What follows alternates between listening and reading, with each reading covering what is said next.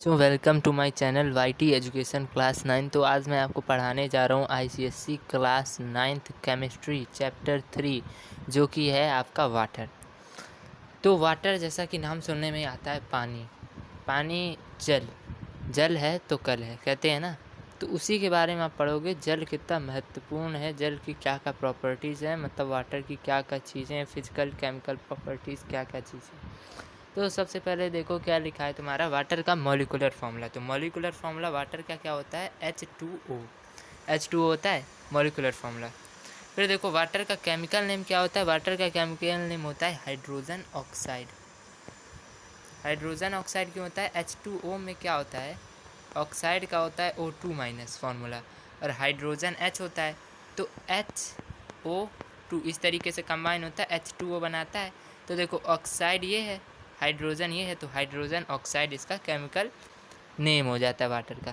फिर देखो molecular structure कैसा होता है वाटर का, एक तो डॉट स्ट्रक्चर होता है। डॉट स्ट्रक्चर देख लो इस तरीके से, एक स्ट्रक्चर फार्मूला देख लो, इसका स्ट्रक्चर फार्मूला पहले देख लो इस तरीके से। ये है इसका वाटर का, ये वाटर H2 और O। फिर देखो लेवाइस स्ट्रक्चर या डॉट स्ट्रक्चर कैसे बनता है, H इस तरीके से, O पहले बना लो।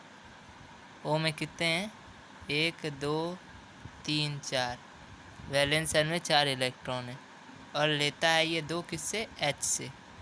H से ये 2 लेता है, 2 ये वाटर से लेता है, तो इस वजह से H2O बनता है। फिर देखो इसके बाद मॉलिक्यूलर मास क्या है इसका वाटर का।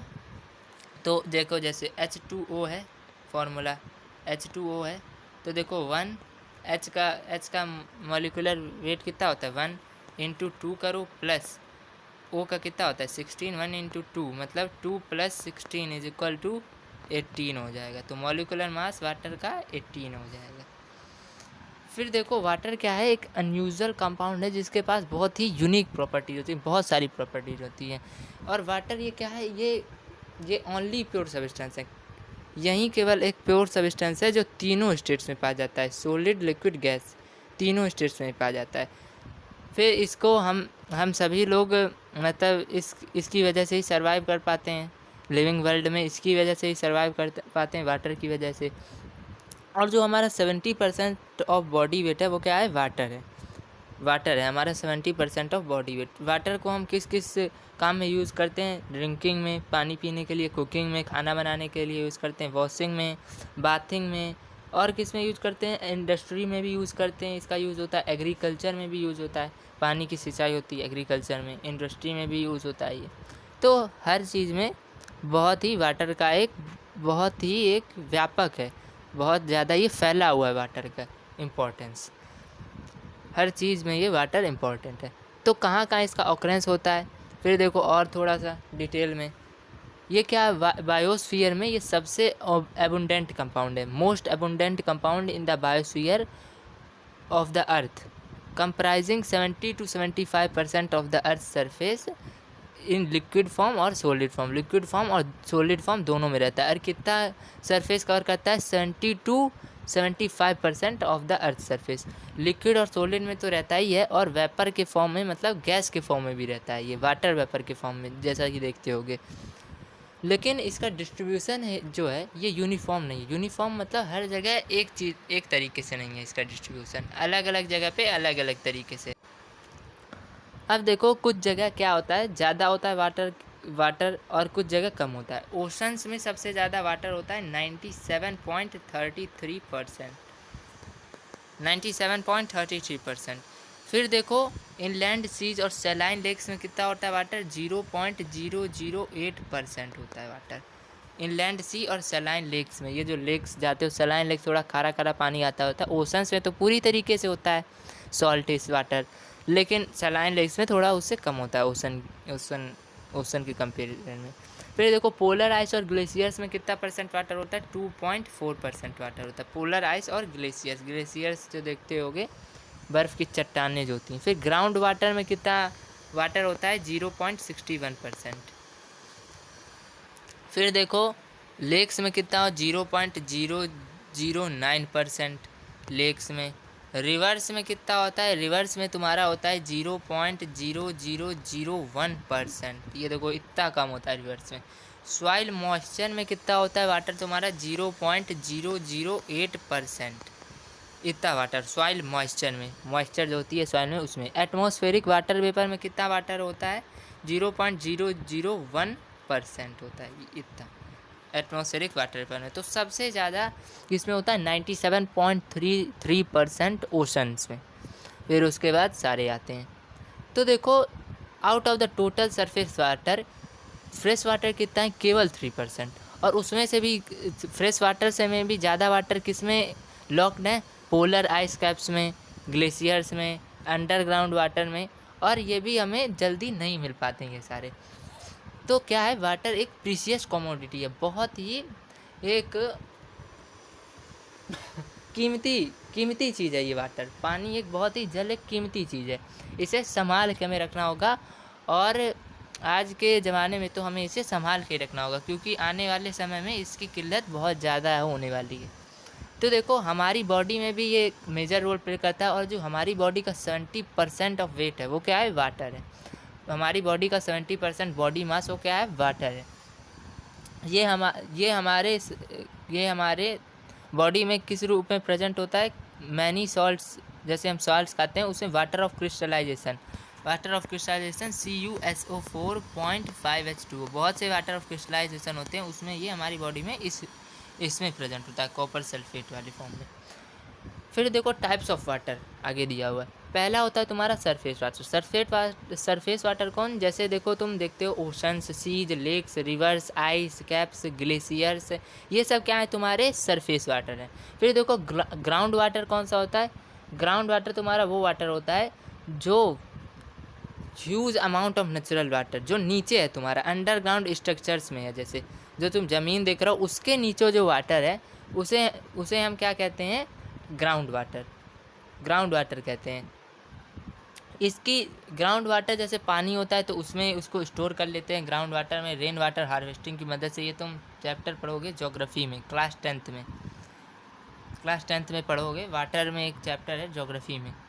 तो देखो फिलहाल ये क्या होता है, ग्राउंड वाटर भी बहुत हमारे काम आता है जब कोई सिंचाई वगैरह करनी होती है, एग्रीकल्चर का काम या कोई भी काम करना होता है। अगर इमरजेंसी हो तो ग्राउंड वाटर से हम पानी ले सकते हैं, तो ये इसमें काम आता है हमारे ग्राउंड वाटर। फ्रेश वाटर कौन सा होता है, फ्रेश वाटर होता है जो नेचुरली ऑकरिंग वाटर है on the earth surface in ice sheets, ice caps, glaciers, icebergs, lakes, rivers, streams and pond. इस सब में जो नेचुरली ऑकरिंग वाटर है इसे हम बोलते हैं फ्रेश वाटर। इसमें क्या होता है, low concentration of dissolve salts होता है। तो फ्रेश वाटर में क्या क्या नहीं होता है, सी वाटर नहीं होता है और ब्रैकिश वाटर नहीं होता है। सीधे इसको हटा देते हैं, सी वाटर और ब्रैकिश वाटर फ्रेश वाटर में नहीं आता है। फिर देखो ब्रैकिश वाटर कौन सा वाटर होता है।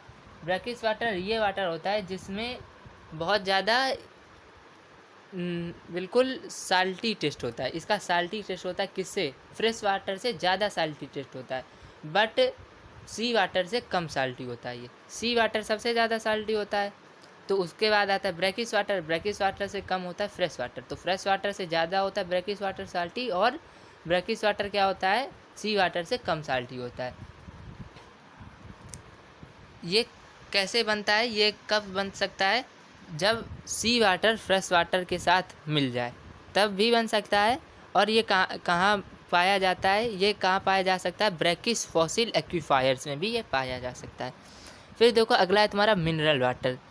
ये कौन सा वाटर होता है, ये मिनरल, इसमें मिनरल्स मिलाए जाते हैं, वेरियस मिनरल्स और गैसेस मिलाए जाते हैं इस वाटर में जैसे तुम मिनरल्स मिला दो अलग अलग तो कैल्शियम फॉस्फोरस, तो वो मिनरल वाटर हो जाता है। और इसे क्या कहते हैं, कंसीडर हेल्थफुली इसे माना जाता है। इससे हमारे हेल्थ पे बहुत ही खासा प्रभाव पड़ता है। अब देखो कैल्शियम मिला के वाटर पी रहे हो तो उससे तुम्हारी बोन्स स्ट्रांग होगी, फॉस्फोरस इससे भी बोन्स, सल्फ़र इससे तुम्हारे नाखून मजबूत होते हैं। ये सब सारी चीज़ें होती हैं। फिर देखो अगला है तुम्हारा पोर्टेबल वाटर कौन सा, जैसे तुम सेफ़ इनफ, बहुत ज़्यादा ही सुरक्षित एक वाटर है पीने के पानी के लिए और खाना बनाने के लिए। इसे हम कहते हैं पोर्टेबल वाटर या ड्रिंकिंग वाटर भी बोलते हैं इसे। अब देखो अगला टॉपिक है तुम्हारा वाटर साइकिल। अब वाटर साइकिल क्या होता है, देखो जैसे तुम देखते हो पानी की कमी नहीं होती है बहुत ज़्यादा। ये कमी क्यों नहीं होती है अर्थ पे पानी की बहुत जल्दी, अभी तो हो रही फ़िलहाल, लेकिन बहुत जल्दी कमी नहीं होती है। क्यों? ये वाटर साइकिल की वजह से होता है। वाटर साइकिल क्या होता है, वाटर जाता है ओशंस और सीज से वेपर के रूप में वाटर जाता है स्काई में, क्लाउड्स बनाता है वो, वेपर क्लाउड्स बनाते हैं। और क्लाउड्स क्या करते हैं, रेन करते हैं, वर्षा करते हैं, रेनी सीजन जैसे होता है ना, रेन करते हैं। तो उस रूप में क्या होता है, वाटर मतलब फिर धरती पे आ जाता है। पहले तो वो ऊपर जाता है सी के रूप में, फिर वो फिर से नीचे आ जाता है। तो वाटर क्या बना होता है अर्थ सरफेस से, कांस्टेंट, वाटर का अमाउंट कांस्टेंट होता है, घटता बढ़ता नहीं है इस तरीके से। अब देखो अगला टॉपिक है तुम्हारा water is a chemical compound. पहले वाटर को क्या माना जाता था कि ये एक एलिमेंट है, लेकिन हेनरी कैवेंडिश ने जब 1781 में 2 वॉल्यूम्स ऑफ हाइड्रोजन लिया और 1 वॉल्यूम ऑफ ऑक्सीजन लिया, तो उससे क्या उन्होंने देखा, एक कंपाउंड बनता हुआ देखा वाटर के रूप में, एक वाटर बनता हुआ देखा। 2 वॉल्यूम ऑफ हाइड्रोजन लिया और 1 वॉल्यूम ऑफ ऑक्सीजन लिया।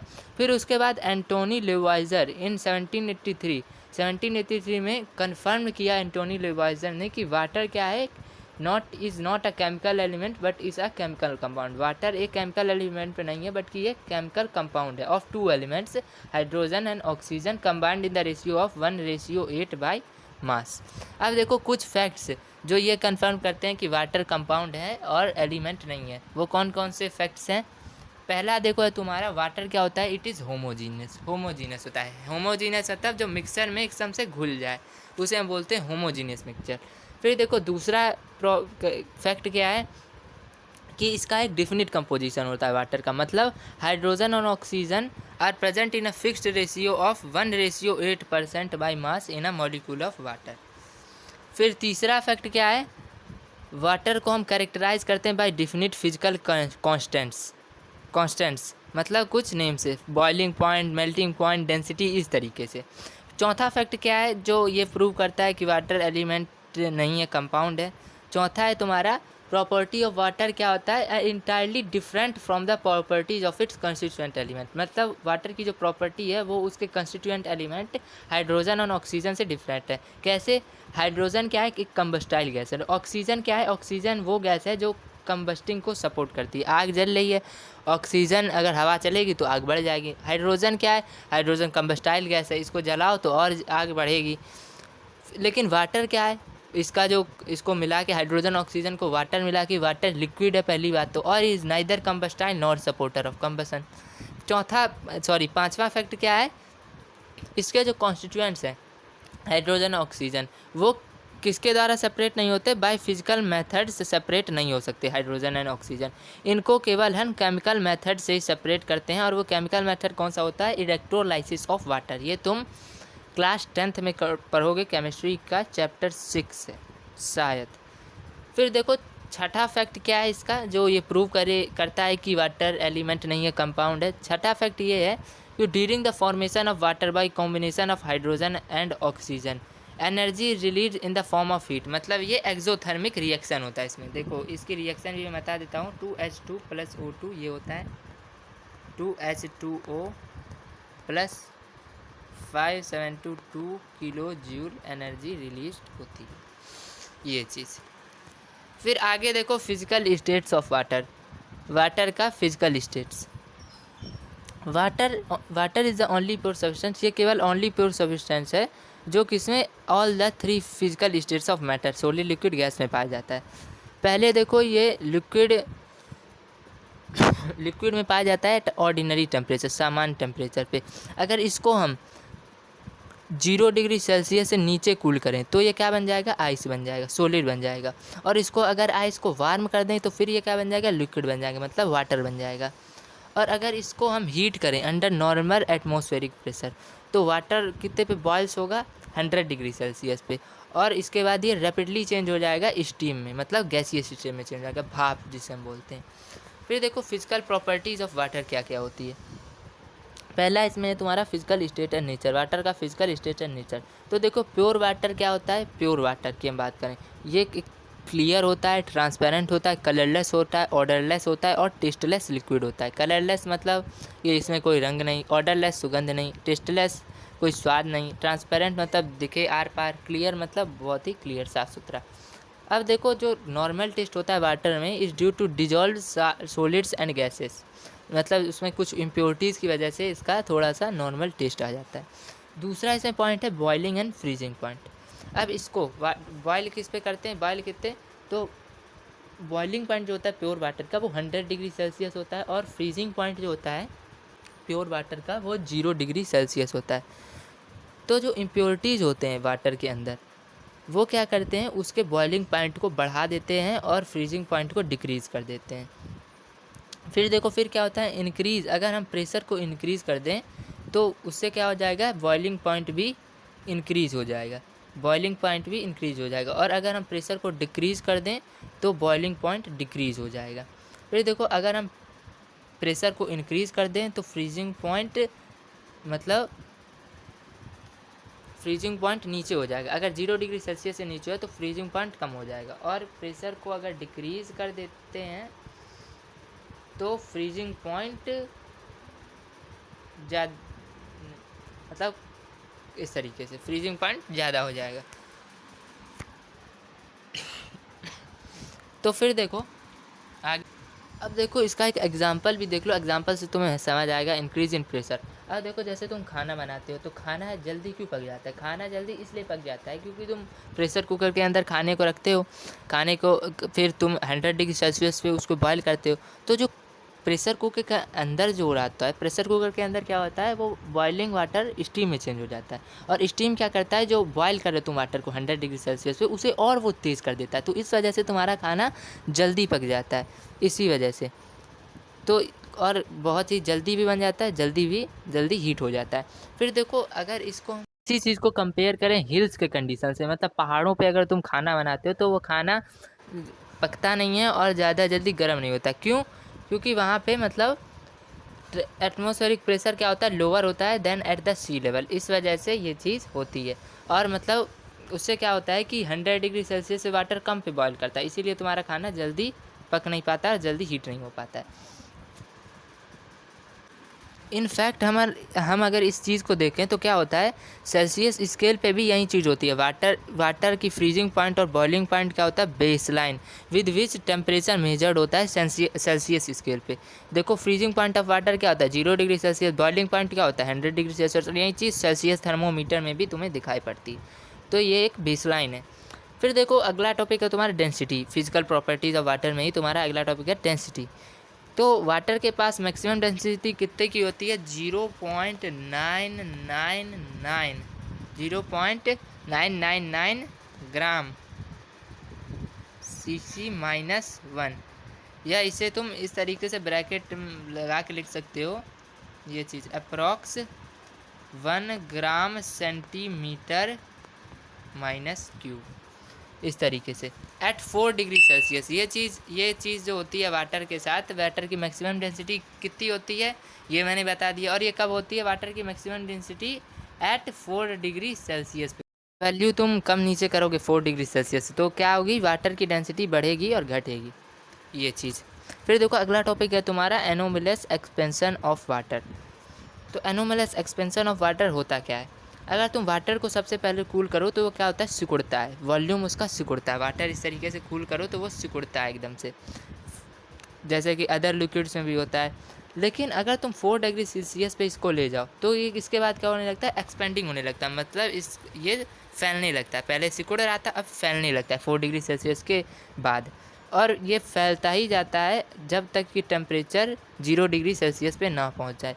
The temperature at which water freezes into ice, मतलब जिस टेम्परेचर पे वाटर आइस में बदल जाता है 0 डिग्री सेल्सियस। तो एट 4 डिग्री सेल्सियस वाटर के पास क्या होती है, मैक्सिमम डेंसिटी होती है। तो आइस की लोअर डेंसिटी होती है वाटर से, तो इस वजह से आइस क्या करता है, वाटर पे तैरता है। ये तुम फिजिक्स में पढ़ के आ चुके होगे, यहाँ भी पढ़ोगे, 9th में भी और 8th में भी पढ़ के आ चुके हो।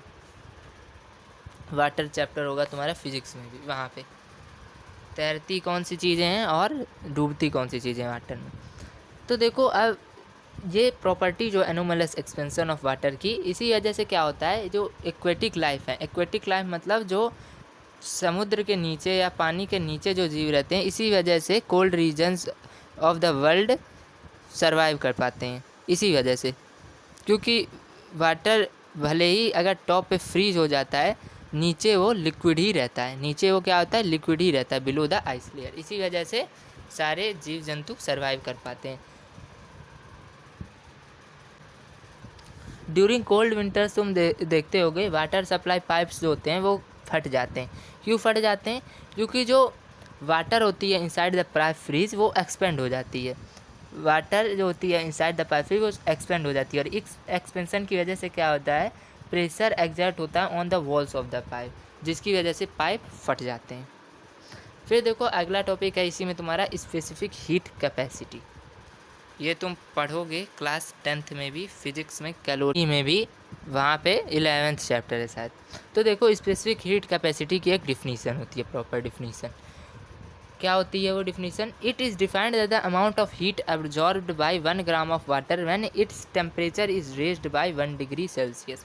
अगर तुम वाटर के टेम्परेचर को 1 डिग्री सेल्सियस बढ़ा दो और तब वो जो हीट अब्जॉर्ब करे, 1 gram of water heat absorb करे, तो उससे क्या कहते हैं, स्पेसिफिक हीट कैपेसिटी।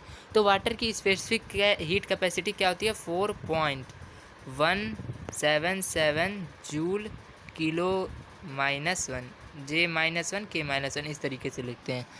और या 1 कैलोरी भी लिख सकते हो उसको, 1 कैलोरी ग्राम -1 K-1।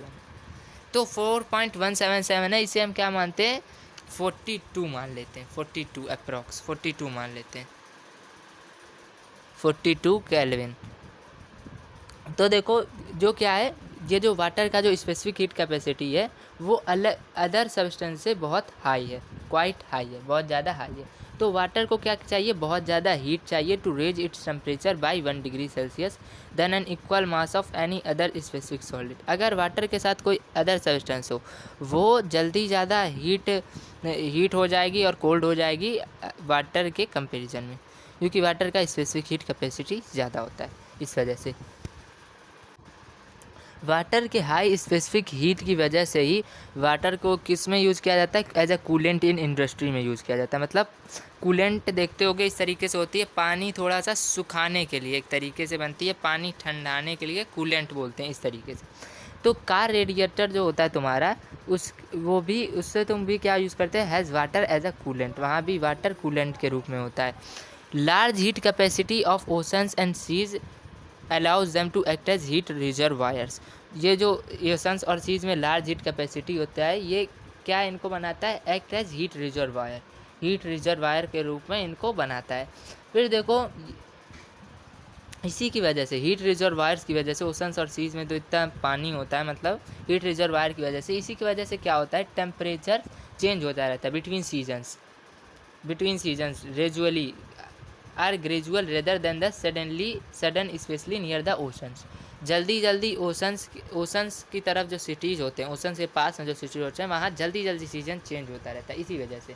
तो क्या है, high specific heat capacity of water is responsible for moderating the climate.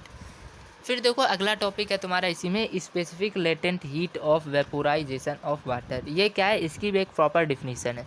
The heat energy required to change 1 gram of water into its vapour at its boiling point without any change in temperature is called specific latent heat of vaporisation of water. अब देखो जो heat energy required होती है to change 1 gram of water into its vapour, एक 1 gram of water लिया, तो जितनी heat energy required होगी 1 ग्राम ऑफ वाटर को किस में चेंज करने के लिए, into vapour at its boiling point को भाई तुमने उसको पहले से ही रखा है, तो वहाँ पे जो तुम हीट दोगे हीट एनर्जी, उसे क्या कहेंगे, without any change in temperature, बिना टेम्परेचर को चेंज किए होते, तो उसे क्या कहेंगे हम, specific latent heat of vaporisation of water. Water के पास क्या होती है, quite high value of specific heat of vaporisation होता है। पहला तो स्पेसिफिक हीट कैपेसिटी पढ़ा था, वो भी क्वाइट हाई होता है और ये भी क्वाइट हाई होता है। इसकी वैल्यू क्या होती है, specific latent heat of vaporisation of water, इसकी वैल्यू होती है 2268 जूल ग्राम -1, या तुम इसे 542 कैलोरी ग्राम -1 भी लिख सकते हो। ये दोनों चीज़ें, ये दोनों वैल्यू होती है। फिर देखो फिर क्या है, यही सेम अमाउंट ऑफ हीट क्या होता है, रिलीज होता है जब 1 gram of steam condense to form 1 gram of water at 100 degree Celsius. यहीं सेम एनर्जी रिलीज हो जाती है। पहले तो ये अब्जॉर्ब हो रही थी, अब ये रिलीज हो जाती है जब क्या होता है 1 ग्राम ऑफ स्टीम कंडेंस, मतलब कंडेंस हो जाता है, एक तरीके से एक्सपेंड हो जाता है तो 1 ग्राम ऑफ वाटर में एट 100 डिग्री सेल्सियस। फिर देखो on account of high specific heat of vaporisation, steam क्या होता है, स्टीम ज़्यादा गर्म होता है। भाप को अगर छुओगे तो वो ज़्यादा गर्म होगा गर्म पानी से, बॉइलिंग वाटर से। क्यों? ये specific latent heat of vaporisation of water की वजह से ही होता है, high specific heat of vaporisation की वजह से। फिर देखो अगला टॉपिक है तुम्हारा specific latent heat of fusion of ice. इसकी भी एक प्रॉपर डिफिनीशन है। वो डिफिनीशन क्या है, the amount of heat absorbed when 1 gram of ice changes into water at 0 degree Celsius is called specific latent heat of fusion of ice। अब देखो जो अमाउंट ऑफ हीट एब्जॉर्ब होती है when 1 gram of ice changes into water, जो 1 gram of ice जितनी heat energy absorb करे to changing into water, उसे हम क्या बोलेंगे, specific latent heat of fusion of ice. ये काम कब होगा, at 0 degree Celsius, 0 degree Celsius पे। इसकी वैल्यू क्या होती है specific latent heat of fusion of ice की, 336 जूल ग्राम -1, या इसे तुम 80 कैलोरी ग्राम -1 में भी लिख सकते हो। इस तरीके से दोनों चीज़ें हो सकती हैं। फिर देखो फिर क्या है तुम्हारा, यही सेम अमाउंट ऑफ हीट क्या होता है, रिलीज होता है when 1 gram of water changes to form 1 gram of ice at 0 degree Celsius. पहले तो ये ऑब्जॉर्व हुआ, अब क्या होगा, यहीं 1 ग्राम ऑफ वाटर अगर चेंज होता है 1 ग्राम ऑफ आइस में, तो क्या होगा, ये एनर्जी रिलीज हो जाएगी, heat energy at 0 degree Celsius पे। Due to high latent heat of solidification of water rivers lakes and pond do not freeze suddenly. इसी की वजह से latent heat of fusion of ice की वजह से क्या होता है, जो वाटर होता है रिवर्स लेक्स और पॉन्ड में बहुत जल्दी नहीं फ्रीज होता, जमता नहीं है बहुत जल्दी, इसी वजह से। अब देखो अगला टॉपिक है इसमें तुम्हारा कंडक्टिविटी। तो जैसा कि तुम जानते हो सब लोग कि प्योर वाटर क्या होता है, very poor conductor of electricity होता है। प्योर वाटर में अगर तुम कोई इलेक्ट्रिसिटी तार आर डाल दो वाटर में तो नहीं होता है कंडक्ट इलेक्ट्रिसिटी। लेकिन अगर इसी में हम इलेक्ट्रोलाइट्स डाल दें, मतलब डिजॉल्व साल्ट्स डाल दें, सोडियम क्लोराइड डाल दें, तो क्या होता है, उससे कंडक्टिविटी ऑफ वाटर बढ़ जाती है, वाटर की कंडक्टिविटी बढ़ जाती है। जैसा कि तुम जानते हो water containing some acid conducts electricity easily. Acid water में तार डाल दो तो वो क्या होने लगता है, एसिड की वजह से, एसिड की प्रेजेंस की वजह से वाटर मतलब कंडक्ट करने लगता है इलेक्ट्रिसिटी। फिर देखो अगला टॉपिक है तुम्हारा वाटर आ यूनिवर्सल सॉल्वेंट। वाटर क्या है, एक यूनिवर्सल सॉल्वेंट है। सॉल्वेंट मतलब होता है जो हर चीज़ को डिजॉल्व कर दे, कुछ भी हर चीज़ डाल दो वाटर में, हर चीज़ को वो डिजॉल्व कर देती है। ये किसी अदर लिक्विड में नहीं होता है। अदर लिक्विड्स हर सारी चीज़ को नहीं डिजॉल्व कर पाते हैं, लेकिन केवल वाटर ही है जो हर सभी चीज़ों को डिजॉल्व कर लेती है अपने में। इनऑर्गेनिक कंपाउंड्स जैसे देख लो सोडियम क्लोराइड, इसको भी डिजॉल्व कर लेती है। फिर देखो और ऑर्गेनिक कंपाउंड्स भी देख लो, शुगर्स हो गए, प्रोटीन्स हो गए, इनको भी डिजॉल्व कर लेती है। लार्ज नंबर ऑफ गैसेस भी वाटर में डिजॉल्व हो जाते हैं। इस वजह से क्या है, वाटर यूनिवर्सल सॉल्वेंट है। अब देखो ये तो था तुम्हारा फिजिकल प्रॉपर्टीज़ ऑफ वाटर। अब आता है तुम्हारा chemical properties of water. Water की केमिकल प्रॉपर्टीज़ क्या होती है, पहला देखो नेचर। प्योर वाटर क्या होता है, न्यूट्रल टू लिटमस। लिटमस एक पेपर होता है जो तुम्हें ये इंडिकेट करता है, अगर तुम इसमें एसिड डालोगे तो लिटमस पेपर रेड हो जाएगा, अगर तुम बेस डालोगे तो लिटमस पेपर क्या हो जाएगा, ब्लू हो जाएगा। ये तुम यहाँ भी पढ़ोगे थोड़ा बहुत, और ये तुम क्लास 10th में पढ़ोगे केमिस्ट्री में, चैप्टर 3 होगा तुम्हारा एसिड्स बेस एंड सॉल्ट्स, उस चैप्टर में इसके बारे में पढ़ोगे। तो देखो प्योर वाटर क्या होता है, neutral to litmus. Pure water जो होता है वो लिटमस पेपर को अफेक्ट नहीं करता है। फिर देखो अगला है इसमें स्टेबिलिटी। तो वाटर क्या है तुम्हारा, वाटर बहुत ही एक स्टेबल कंपाउंड है। अलग जो लिक्विड्स होते हैं वो इतनी जल्दी स्टेबल नहीं होते हैं, डिकम्पोज कर दो जल्दी डिकम्पोज हो जाते हैं। लेकिन इसको डिकम्पोज करने के लिए हमें कितने डिग्री सेल्सियस टेम्परेचर चाहिए होता है, अबव 2000 डिग्री सेल्सियस, तभी ये डिकम्पोज हो जाता है। और ये क्या बनाता है, हाइड्रोजन और ऑक्सीजन। रिएक्शन देख लो, 2H2O डिकम्पोज करना हो तो हमें अप्रॉक्स 2000 डिग्री सेल्सियस टेम्परेचर लेना होगा, फिर ये बनेगा 2H2 + O2 इस तरीके से। फिर देखो अगला टॉपिक है इसमें तुम्हारा कैटेलिटिक एक्शन। तो देखो कुछ रिएक्शन में क्या होता है, वाटर एक्ट्स एज कैटेलिस्ट। जैसे देखो हाइड्रोजन और क्लोरीन जब कंबाइन होते हैं in the presence of moisture to form hydrogen chloride, उसमें भी क्या करता है, वाटर ही होता है, क्योंकि मॉइस्चर तो वाटर ही है, तो moisture acts as a catalyst, तो मॉइस्चर मतलब वाटर।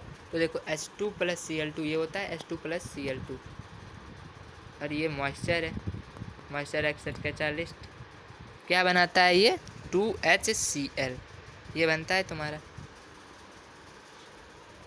फिर देखो अगला टॉपिक है तुम्हारा actions of water on salts.